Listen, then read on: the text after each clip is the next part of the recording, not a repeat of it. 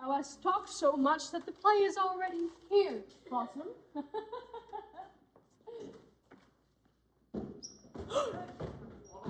By Larkin, so it be. Why then, we shall commence. We heard you caterwauling, Barton. Are we all met? You had best to call them generally, man by man, according to the script. This is the script.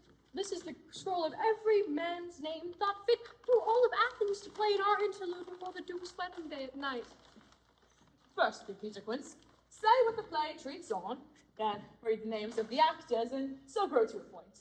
Our play is the most lamentable comedy and the most cruel death of Pyramus and Thisbe. Ah, a very good piece of work, I assure you. And a merry. Now, good Peter Quince, call forth the names of your actors. Hey, masters, spread yourselves. Nick Bottom, Ready. Name what parts I am for and proceed. you are set down for Pyramus. What is Pyramus? A lover or a tyrant? A lover that kills himself, most gallant for love. Ooh, that's what Blossom is in the true performing of it. Now, if I do it, let the audience look to their eyes. I will move storms. I will condole in some measure. Do the rest. Yet, my chief humor is one for a tyrant. I could play Heracles rarely, or plot attack captain, to make all split. The raging rocks, the shivering shocks, shall break the locks of prison gates in Pybus' car, and make in mine shine afar of foolish fates. Nay, this was lofty. Now, name the rest of the actors. This is Heracles' vein, a tyrant's vein. A lover is more consoling. Francis Flute, the bellow mender, Here, Peter Quince. you are to take Thisbe on to you. What is Thisbe? A wandering knight? The lady that Pyramus must love. Nay, faith, let not me play a woman. I have a beard coming. All is one, you shall play it in mask and speak as small as you will. Oh, and let me hide my face, for I will play Thisbe, or speak in a monstrous little voice. Thisbe! Thisbe! Ah, Pyramus, thy Thisbe dear and lover dear. No! You shall play no part but Pyramus, and you, Flute, will be Thisbe. Robin Starveling, the tailor, here, Peter Quince, you are set down for Thisbe's father. Tom Snout, the tinker, Here, Quince. you are set down for Pyramus's mother.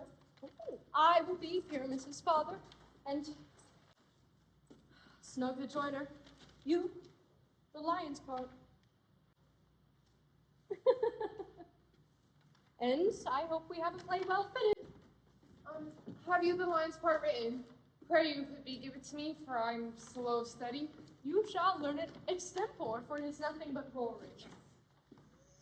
Oh, and let me play the lion's part. If I will roar that I will make any man's heart do good to hear me. I will roar that I will make the Duke himself say, let him roar again. Let him roar again. And you shall do it so terribly that you would frighten the ladies and the Duchess that they would shriek, and that were enough to hang us all. That would hang us. Every mother's son. Oh, masters, you ought to consider. If we were to fright the ladies out of their wits, they would have no more discretion but to hang us. But I will aggravate my voice as gently as any sucking dove. I will roll you 20 nightingale.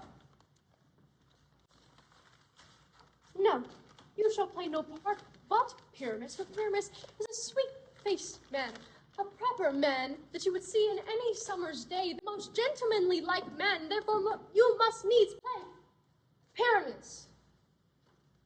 Well, I undertake it. What beard will I best to play it in? Why, what you will. I will undertake you in your straw-colored beard, your orange tawny-colored beard, your purple ingrain-colored beard, or your French crown-colored beard, the perfect yellow. Some of your French crowns have no hair at all, so you will play it barefaced. But, masters, those are your parts, and I entreat you, and request you, and desire you to come then by tomorrow night, and meet me here in this place, a mile without the town, for if we meet in the city, we will be dogged with company, our devices known. But as for now, I will drop a bill of properties, of which our place wants, but, gentlemen, fail not. We will meet, and here we may rehearse most obscenely and courageously. Take pains. Be perfect. Adieu. At this Duke's Oak we meet. Enough! Hold or cut bowstrings.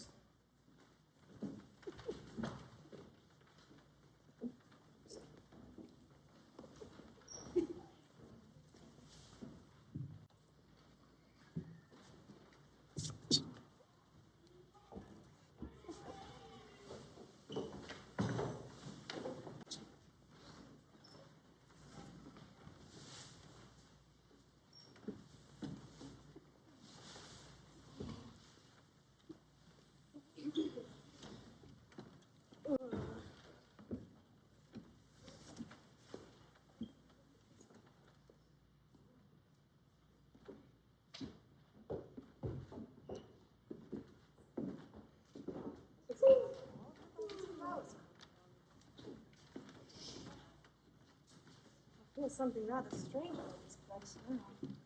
Are we all met? Ah, a marvelous place for a rehearsal. This green cloth, our stage. This hawthorn break, our tiring house. And we will do it as we will in action before the Duke and the Duchess on his wedding day. Peter Quince. What sayest thou, Bully Bottom? There are things in this comedy of Pyramus and Thisbe that will never please. First, Pyramus must draw a sword to kill himself, which the ladies cannot abide. How do you answer that? Oh, by Larkin, it's upon its fear. I believe we must leave the killing out when all is done. Oh no, not a whit. I have a device that will make all well. Write me a prologue.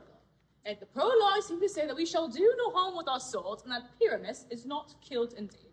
And for the more better assurance, tell them that I, Pyramus, am not Pyramus, but Bottom the Weaver. This will put them out of fear. Very well, we will have such a prologue, and it will be written in 8 and 6. Oh no, make it 2 more. Let it be written in 8 and 8. Oh, will not the ladies be afeard of the lion? I fear it, I promise you.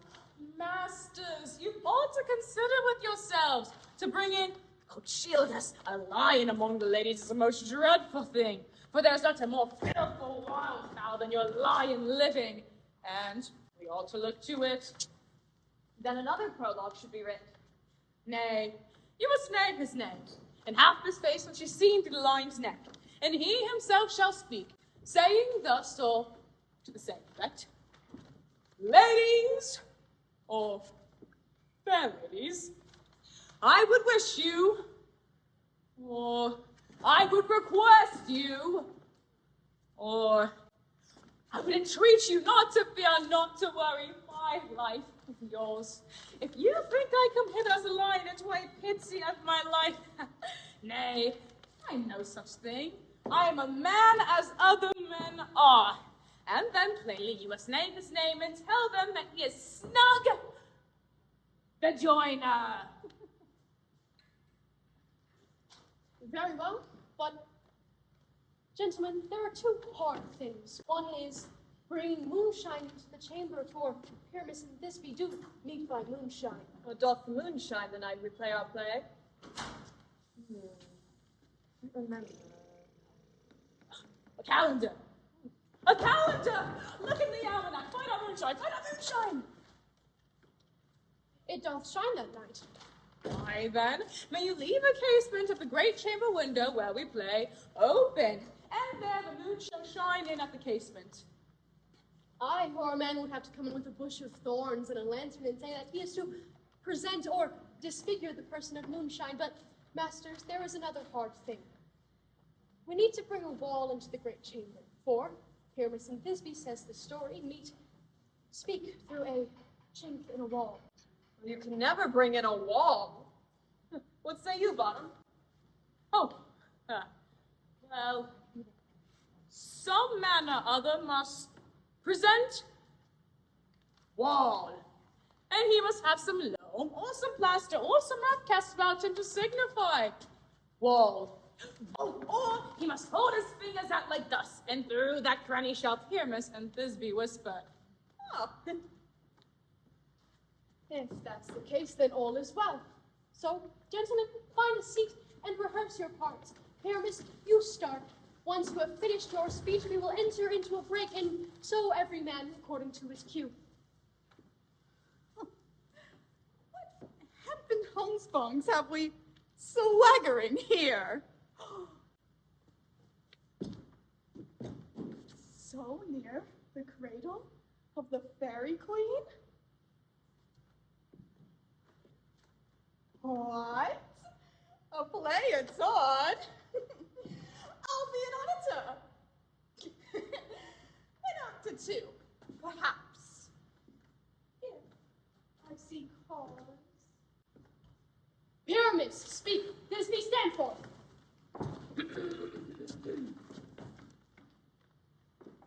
Thisbe, thy flowers of odious savor sweet. Odors. Odors. Ah. Odors savor sweet. But hark, a voice. Stay thou but here a while, and unto thee I will appear. A strange appearance, then ear played here. Must I speak now? Aye, must you, for you must understand that Pyramus is to go, but he's seeing noise that he heard, and then to come again.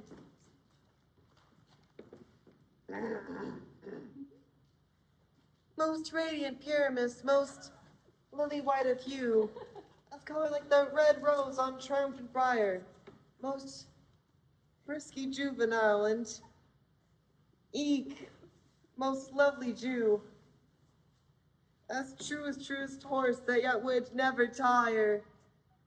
I'll meet thee, Pyramus, at Ninny's tomb.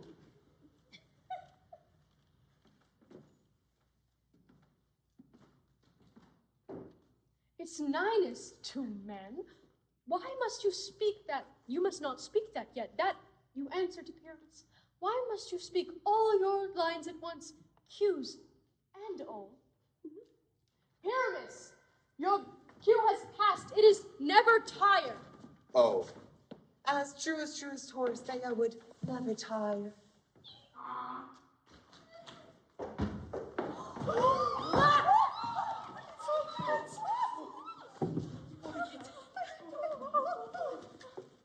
If I were fair Thisbe, if only I were thine.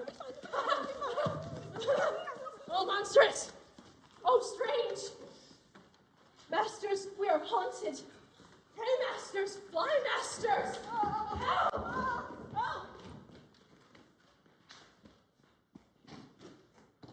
Help! Help! Ah! Ah! Ah! Ah!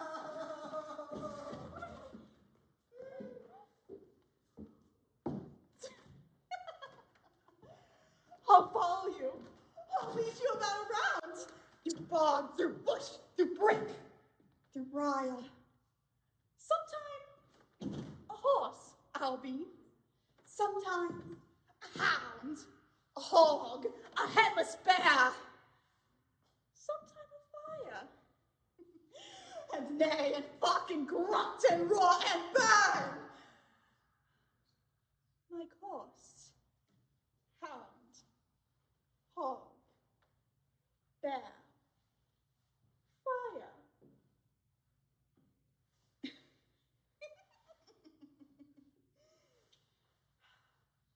At every turn.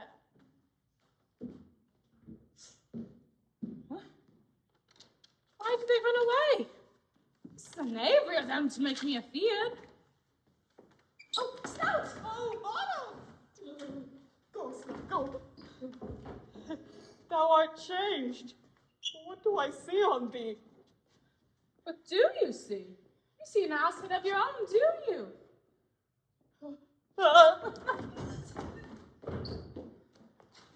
Pippin. I'm sitting there.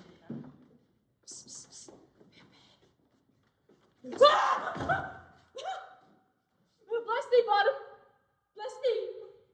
Thou art translated.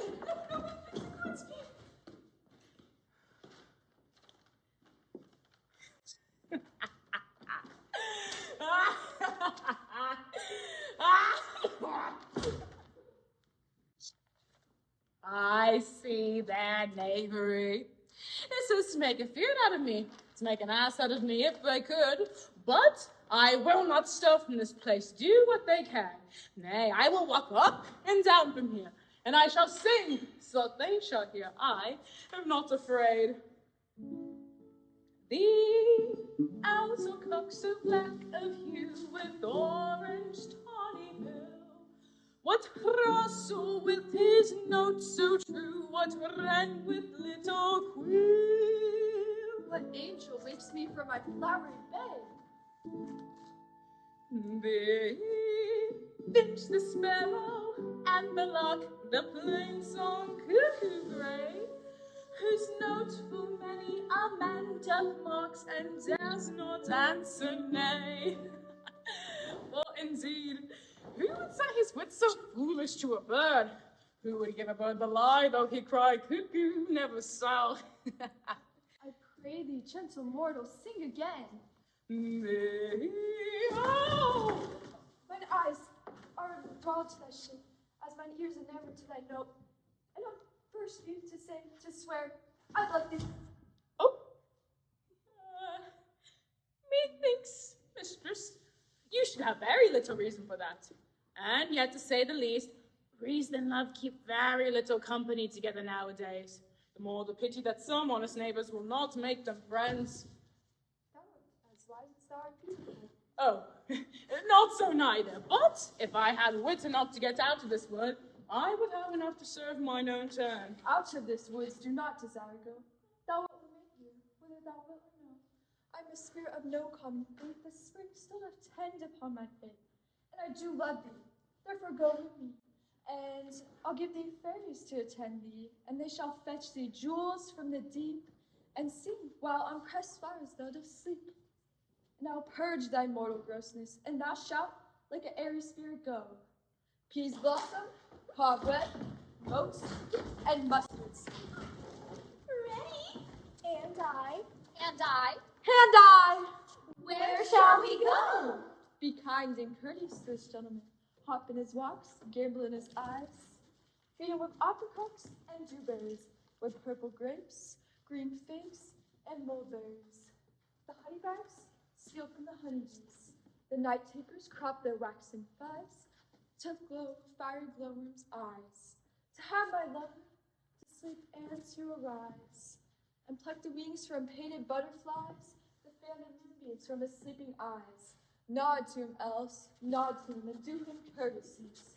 Hail, mortal! Hail! Hail. Hail! Oh, I cry your worship's mercy, heartily. I beseech your worship's name. Cobweb! Good master Cobweb, I shall desire of you more acquaintance. I cut my finger, I shall make balls with you. Oh, your name, honest gentleman? Peas blossom! I pray you, commend me to Mistress Squash, your mother, and Master Peascod, your father. Oh, good Master Peas Blossom, I shall desire of you more acquaintance. Oh, your name, honest gentleman, I beseech you. Mustard seed! Good Master Mustard Seed. I know your patience well. That same cowardly oxbeef have devoured many a gentleman of your household. Oh, good master mustard seed. I promise you, your kindred hath made mine eyes water ere now. I should desire you more acquaintance. Oh, and your Come, wait upon him. Lead him to my bower. The moon methinks looks with a watery eye, and when she weeps, weeps every little flower, lamenting some enforced chastity. Tie up my lover's tongue and bring him silently.